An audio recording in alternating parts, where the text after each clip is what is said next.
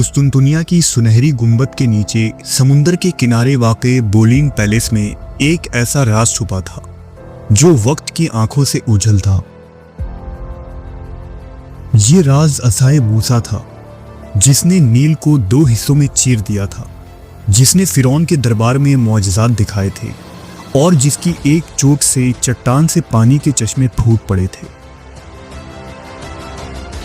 बाज़नतीनी हुक्मरां इसे खुदा की ताकत का निशान मानते थे, जिसे यह कदीम गिरजा घर अपने मुकद्दस खजानों में संभाले हुए था।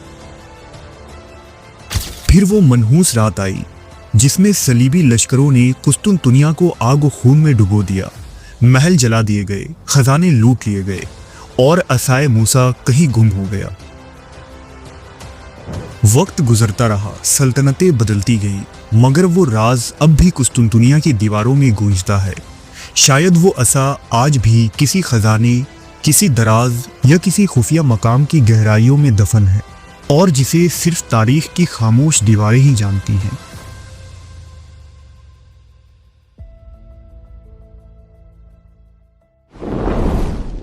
मुकद्दस निशानात, नवारदात, मुकद्दस अशिया और रिलिक्स के इसरार हमेशा से इंसान को अपनी तरफ मुतवज्जा करते आए हैं। ये चीज़ें सिर्फ माजी की यादगारें नहीं, बल्कि वो ज़रिया था जो इंसान को खुदा से जुड़ा करती थी और जो आसमानी अजाबों, नेमतों और वाक़यात व मौजज़ात की गवाह बनी थी। ताबूत सकीना, ईसा अलैहिस्सलाम का मुकद्दस प्याला और सुलेमान अलैहिस्सलाम की अंगूठी, इसी तरह दीगर बेशुमार आसार ऐसे हैं जिनकी तलाश और हकीकत की खोज सदियों से माहिर आसार कदीमा और मुहक्किकीन करते आ रहे हैं। लेकिन आज भी उनमें से अक्सर चीज़ें पर्दे गैब में छुपी हैं। कुछ ज़मीन के किसी पोशीदा मकामात में छुपी हैं, तो कुछ आसमानी अमानतें बन चुकी हैं जो आखिरी ज़माने में ज़ाहिर होंगी। उन्हीं आसार में मूसा अलैहिस्सलाम का असा इंसानियत की तारीख के सबसे पुरअसरार और मुकद्दस निशानात में से एक है। इस असा या लाठी का जिक्र कुरान मजीद के साथ दूसरी आसमानी किताबों में भी मौजूद है, जिसके ज़रिया मूसा अलैहिस्सलाम के हाथों बहुत से मौजज़ात का ज़हूर हुआ था। उस मुकद्दस लाठी की तारीख बहुत कदीम है, जो अपने दामन में सैकड़ों तारीखी वाक़यात को समेटे हुए है और जिनमें इबरतों और नसीहतों के हज़ारों निशानात सितारों की तरह जगमगा रहे हैं। रिवायतों के मुताबिक ये असा हज़रत मूसा के कद के बराबर लंबी थी और इसके सर पर दो शाखें थीं जो रात में मशल की तरह रोशन हो जाया करती। ये जन्नत के दरख्त पीलू की लकड़ी से बनाई गई थी और इसको हज़रत आदम अलैहिस्सलाम अपने साथ जन्नत से इस ज़मीन पर लेकर आए थे। हज़रत आदम के बाद ये मुकद्दस लाठी मुख्तलिफ पैगंबरों को यके बाद देगर बतौर मीरास मिलता रहा, यहाँ तक कि ये असा शुएब अलैहिस्सलाम को मिला जो कदीम मदियन के नबी थे। और जब मूसा अलैहिस्सलाम को फिरौन ने मिस्र से निकाला तो आप मदियन तशरीफ़ ले गए। हुक्म खुदावंदी से हज़रत शुएब ने अपनी साहबजादी सफूरा से हज़रत मूसा का निकाह फरमा दिया और हज़रत मूसा को वो मुकद्दस असा अता फरमाया। फिर जब कुछ बरसों बाद मूसा अलैहिस्सलाम अपनी बीवी को साथ लेकर मदियन से मिस्र अपने वतन वापसी के लिए रवाना हुए और वादी तुआ में पहुंचे तो अल्लाह ने अपनी तजल्ली से हज़रत मूसा को सरफराज फरमाया। उस वक्त खुदावंद ने आपसे कलाम किया और इरशाद हुआ, ऐ मूसा, ये तेरे दाहिने हाथ में क्या है? अर्ज़ किया, ये मेरा असा है, मैं इस पर तकिया लगाता हूँ और इसमें अपनी बकरियों पर पत्ते झाड़ता हूँ और मैं इससे दूसरे काम भी लेता हूँ। हज़रत मूसा अलैहिस्सलाम की उस मुकद्दस लाठी के ज़रिया तीन बड़े मौजज़ात का ज़हूर हुआ, जिनका जिक्र तौरेत और कुरान मजीद के अंदर तफसील से मौजूद है और जिसे बार बार बयान फरमा कर लोगों के लिए इबरत और हिदायत का सामान बना दिया गया है। जब फिरौन ने हज़रत मूसा को जादूगर कहकर झुठलाया तो आपने अपनी लाठी को ज़मीन पर फेंका, जो एक बहुत बड़ा और निहायत ही हैबतनाक अजदहा बन गया। ये मौजज़ा देखकर फिरौन के दरबार में मौजूद जादूगर हैरान रह गए اور وہ تمام جادوگر اپنی شکست کا اعتراف کرتے ہوئے سجدے میں گر پڑے اور ایمان لے آئے۔ عصائے موسیٰ کا دوسرا عظیم معجزہ دریا کا پھٹ جانا ہے۔ دراصل حضرت موسیٰ علیہ السلام بنی اسرائیل کو لے کر مصر سے ہجرت کر رہے تھے تو دریا کے کنارے پہنچے۔ اللہ کے حکم سے حضرت موسیٰ نے اپنی لاٹھی دریا پر ماری، جس سے دریا کے بیچ راستہ نکل آیا اور بنی اسرائیل اس راستے سے گزر گئے۔ لیکن جب فرعون اور اس کا لشکر اس راستے سے گزرا تو راستہ بند ہو گیا اور وہ دریا میں غرق کر دیے گئے۔ اس مقدس لاٹھی کا تیسرا عظیم معجزہ چشموں کا جاری ہونا ہے۔ دراصل بنی اسرائیل جب دریا پار کر کے میدان تیہ میں پہنچے تو بھوک و پیاس کی شدت سے وہ بے قرار ہو گئے، لہذا موسیٰ علیہ السلام نے اللہ کے حکم سے اپنی لاٹھی پتھر پر ماری، جس سے 12 چشمے پھوٹ پڑے۔ بنی اسرائیل کے 12 قبیلوں نے اپنے اپنے چشمے سے پانی پیا اور اپنے جانوروں کو پلایا۔ یہ معجزہ اسرائیلیوں کے لیے ایک نعمت تھی اور اللہ کی قدرت کی واضح نشانی۔ ان تینوں معجزوں کا ذکر قرآن مجید کے اندر سورہ طٰہٰ، سورہ بقرہ اور سورہ الشعراء میں موجود ہے، اور بائبل کے بک آف ایگزوڈس اور بک آف نمبرز میں بھی اس کا ذکر ہوا ہے۔ خروج کی کتاب بتاتی ہے کہ جب بنی اسرائیل مصر سے نکل کر صحرائے سینا کی طرف بڑھ رہے تھے تو راستے میں ان پر ایک جنگجو قوم نے حملہ کر دیا، جنہیں قوم عمالقہ کہا جاتا تھا، اور یہ صحرائی علاقے کے قد آور اور لمبے چوڑے جنگجو لوگ تھے۔ حضرت موسیٰ نے اپنے فرما بردار شاگرد یوشع بن نون کو سپہ سالار مقرر کیا اور فرمایا، تو میدان میں عمالیکیوں سے لڑ اور میں کل خداوند کے عصا کو ہاتھ میں لے کر پہاڑ کی چوٹی پر کھڑا رہوں گا۔ اگلے دن جب جنگ شروع ہوئی تو موسیٰ علیہ السلام اپنے ہاتھ میں عصا کو لیے ہوئے پہاڑ پر کھڑے ہو گئے۔ جب وہ عصا کو بلند رکھتے تو بنی اسرائیل غالب آ جاتے، اور جب تھکاوٹ سے ہاتھ نیچے آ جاتا تو عمالیکیوں کو برتری ملتی۔ یہ دیکھ کر حضرت ہارون نے حضرت موسیٰ کے ہاتھوں کو سہارا دیا تاکہ عصا مسلسل آسمان کی طرف اٹھا رہے، اور یوں بنی اسرائیل غالب آ گئے اور عمالیکی شکست کھا گئے۔ اس طرح اس مقدس عصا کے ذریعہ اللہ کی نصرت و فتح بنی اسرائیل کو نصیب ہوئی۔ مختلف تاریخی روایت اور آثار میں حضرت عبداللہ ابن عباس رضی اللہ تعالیٰ عنہ نے موسیٰ علیہ السلام کے مقدس عصا کے متعلق فرمایا ہے کہ حضرت موسیٰ اس عصا سے 13 کام لیا کرتے تھے۔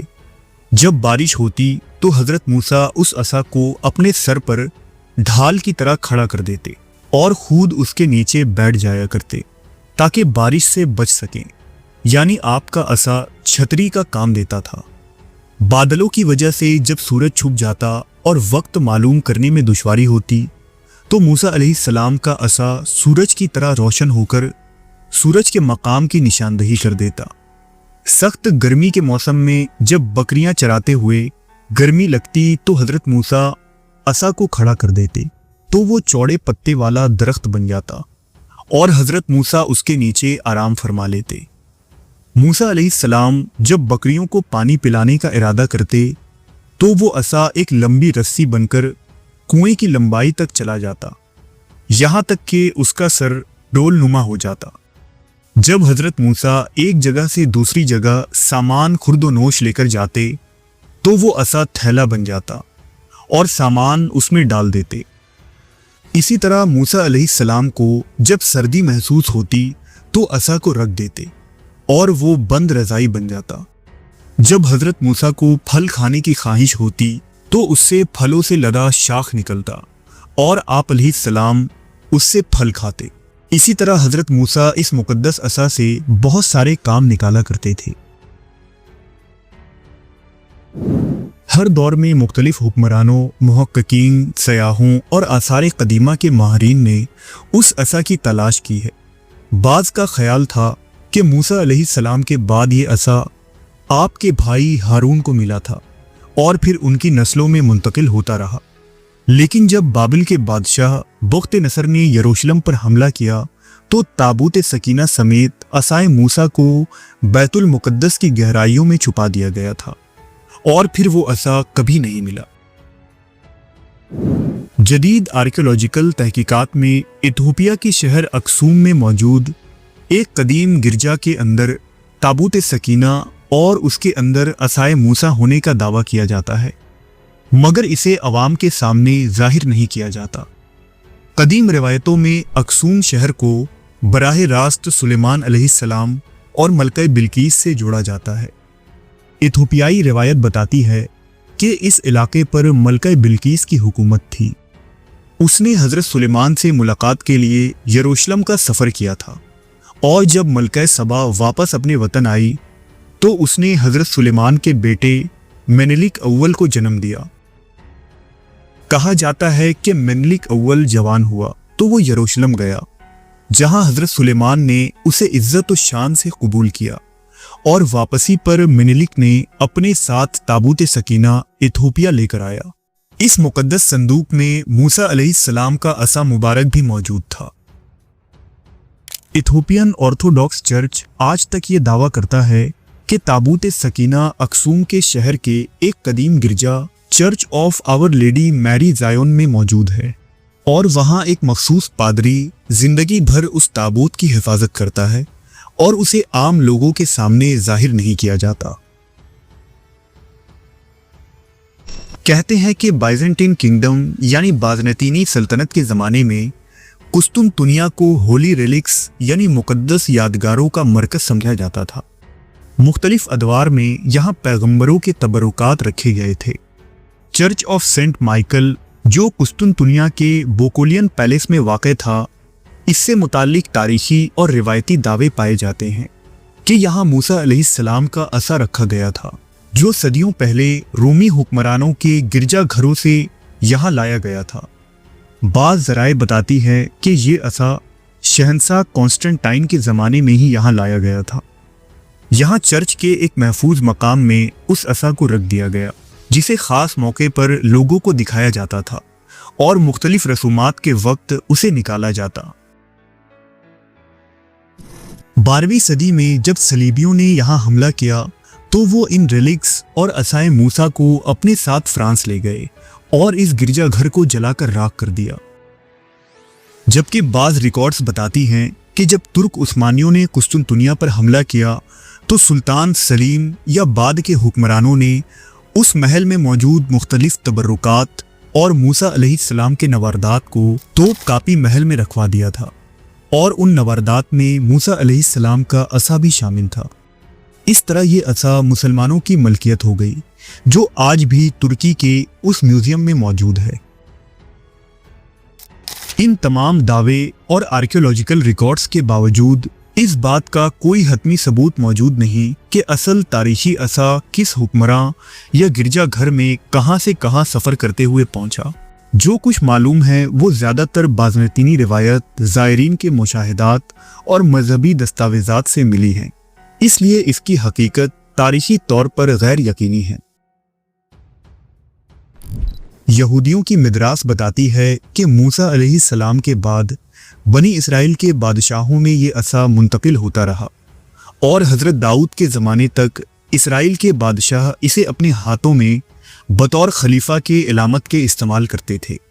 लेकिन यरूशलेम की तबाही के बाद ये असा गायब हो गया और जब यहूदियों का मसीहा यानी दज्जाल कुर्ब क़यामत में ज़ाहिर होगा तो उसके हाथों में ये असा होगा, जिसके ज़रिया वो ज़मीन पर हुकूमत कायम करेगा। वहीं अहले तशय्युअ मानते हैं कि मूसा अलैहिस्सलाम का असा हज़रत अली की औलादों यानी आइम्मा मासूमीन की विरासत में शामिल हुई है। इमाम जाफ़र सादिक ने इस सिलसिले में फरमाया कि असाए मूसा हमारे पास है, ये मीरास में सिलसिला वार होता हुआ हम तक पहुंचा है।